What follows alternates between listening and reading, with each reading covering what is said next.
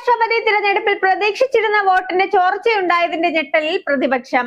Vote ചോർച്ചയുണ്ടായത് AAP, Shiv Sena, Uddhav Thackeray പാർട്ടികളിൽ നിന്നാണെന്ന് Indian മുന്നണിയുടെ വിലയിരുത്തൽ. വിജയിക്കാൻ കഴിഞ്ഞില്ലെങ്കിലും 324 വോട്ട് നേടാൻ കഴിയുമെന്നായിരുന്നു ഇന്ത്യ മുന്നണി പ്രതീക്ഷിച്ചിരുന്നത്. ഇന്നലെ വൈകിട്ടും 315 വോട്ടുകൾ ലഭിക്കുമെന്ന് ഇന്ത്യ മുന്നണി നേതാക്കൾ പറഞ്ഞിരുന്നു. എന്നാൽ വോട്ട് എണ്ണി കഴിഞ്ഞപ്പോൾ 300 വോട്ടുകളാണ് ലഭിച്ചത്. നേരത്തെ തന്നെ ഇന്ത്യ മുന്നണി വിട്ട് AAPയിലെ ചില എംപിമാർ BJPയോട് മുദ്ര സമീപനം എടുത്തു. ശിവസേന, ഉദ്ധവ് താക്കറെ വിഭാഗം എംപിമാരിൽ ഒരു വിഭാഗം ഏക്നാഥ് ഷിൻഡെ വിഭാഗവുമായി കൈകോർക്കാൻ ആഗ്രഹിക്കുന്നു. ഇതിനാൽ അവരും NDA സ്ഥാനാർത്ഥിക്ക് വോട്ട് ചെയ്തെന്നാണ് ഇന്ത്യ മുന്നണിയുടെ വിലയിരുത്തൽ. ആകെ പോൾ ചെയ്ത 767 വോട്ടുകളിൽ 452 വോട്ടുകൾ നേടിയാണ് CP രാധാകൃഷ്ണന്റെ വിജയം. 152 വോട്ടിന്റെ ഭൂരിപക്ഷത്തിനാണ് CP രാധാകൃഷ്ണൻ തെരഞ്ഞെടുക്കപ്പെട്ടിരിക്കുന്നത്. തമിഴ്നാട് BJPയുടെ അധ്യക്ഷനായിരുന്ന CP രാധാകൃഷ്ണൻ RSSലൂടെയാണ് രാഷ്ട്രീയ ജീവിതം ആരംഭിച്ചത്. ജനസംഘത്തിന്റെ നേതാവായിരുന്ന രാധാകൃഷ്ണൻ പിന്നീട് BJPയുടെ തമിഴ്നാട്ടിലെ പ്രധാന നേതാക്കളിൽ ഒരാളായി. കോയമ്പത്തൂരിൽ നിന്നും ലോക്സഭയിലേക്ക് തിരഞ്ഞെടുക്കപ്പെട്ട CP രാധാകൃഷ്ണൻ നേരത്തെ ജാർഖണ്ഡ് ഗവർണറായിരുന്നു. 2020 മുതൽ 2022 വരെ BJPയുടെ കേരള പ്രഭാരിയുടെ ചുമതലയും വഹിച്ചിരുന്നു.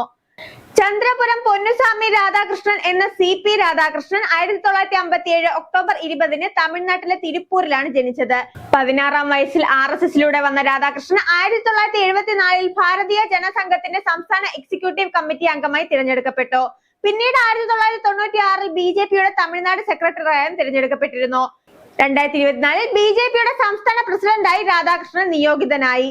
സംസ്ഥാന പ്രസിഡന്റായിരിക്കെ 93 ദിവസം നീണ്ടുനിന്ന 19,000 കിലോമീറ്റർ രഥയാത്ര രാധാകൃഷ്ണൻ നടത്തിയിരുന്നു.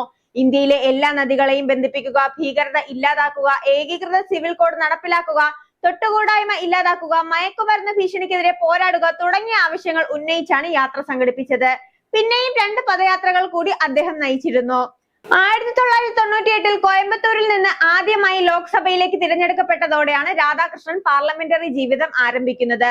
1999 അദ്ദേഹം വീണ്ടും ലോക്സഭയിലേക്ക് തിരഞ്ഞെടുക്കപ്പെട്ടു. MP ആയിരുന്ന കാലത്ത് ടെക്സ്റ്റൈൽസിനായുള്ള പാർലമെന്ററി സ്റ്റാൻഡിംഗ് കമ്മിറ്റിയുടെ ചെയർമാനായും അദ്ദേഹം സേവനമനുഷ്ഠിച്ചു. പൊതുമേഖലാ സ്ഥാപനങ്ങൾക്കായുള്ള പാർലമെന്ററി കമ്മിറ്റിയിലും ധനകാര്യത്തിനായുള്ള കൺസൾട്ടേറ്റീവ് കമ്മിറ്റിയിലും അദ്ദേഹം അംഗമായിരുന്നു. സ്റ്റോക്ക് എക്സ്ചേഞ്ച് കുംഭകോണം അന്വേഷിക്കുന്ന പാർലമെന്ററി സ്പെഷ്യൽ കമ്മിറ്റിയിലും അദ്ദേഹം അംഗമായിരുന്നു. 2016 രാധാകൃഷ്ണനെ കയർ ബോർഡിന്റെ ചെയർമാനായി നിയമിക്കുകയായിരുന്നു. 4 വർഷം അദ്ദേഹം ആ പദവിയിൽ തുടർന്നു. ഇക്കാലയളവിൽ ഇന്ത്യയിൽ നിന്നുള്ള കയർ കയറ്റുമതി എക്കാലത്തെയും ഉയർന്ന നിരക്കായി 2532 കോടി രൂപയിലെത്തിയത് ശ്രദ്ധേയമായിരുന്നു. 2023 ഫെബ്രുവരി 18 ശ്രീ രാധാകൃഷ്ണൻ ജാർഖണ്ഡ് ഗവർണറായി നിയമിതനായി. ജാർഖണ്ഡ് ഗവർണറായിരിക്കെ തെലങ്കാന ഗവർണറുടെ ചുമതലകൾ നിർവഹിക്കുന്നതിനും പുതുച്ചേരി ലഫ്റ്റനന്റ് ഗവർണറായും രാധാകൃഷ്ണൻ നിയോഗിതനായിരുന്നു. പിന്നീട് 2024 ജൂലൈ 31 മഹാരാഷ്ട്ര ഗവർണറായി സത്യപ്രതിജ്ഞ ചെയ്തു. ബിസിനസ് അഡ്മിനിസ്ട്രേഷനിൽ ബിരുദം നേടിയ രാധാകൃഷ്ണൻ ഒരു മികച്ച കായിക താരവും കൂടിയായിരുന്നു. ടേബിൾ ടെന്നീസിൽ കോളേജ് ചാമ്പ്യനും ദീർഘദൂര ഓട്ടക്കാരനുമായിരുന്നു അദ്ദേഹം. America, UK, France, Germany, Italy, Spain, Portugal, Norway, Denmark, Sweden, Finland, Belgium, Holland, Turkey, China, Malaysia, Singapore, Taiwan, Thailand, Egypt, UAE, Bangladesh, Indonesia, Japan തുടങ്ങിയ രാജ്യങ്ങൾ രാധാകൃഷ്ണൻ സഞ്ചരിച്ചിട്ടുണ്ട്. പാർലമെന്ററി പ്രതിനിധി സംഘത്തിന്റെ ഭാഗമായി ശ്രീ രാധാകൃഷ്ണൻ UN പൊതുസഭയെ അഭിസംബോധന ചെയ്തിരുന്നു. തായ്വാനിലേക്കുള്ള ആദ്യ പാർലമെന്ററി പ്രതിനിധി സംഘത്തിലും അദ്ദേഹം അംഗമായിരുന്നു.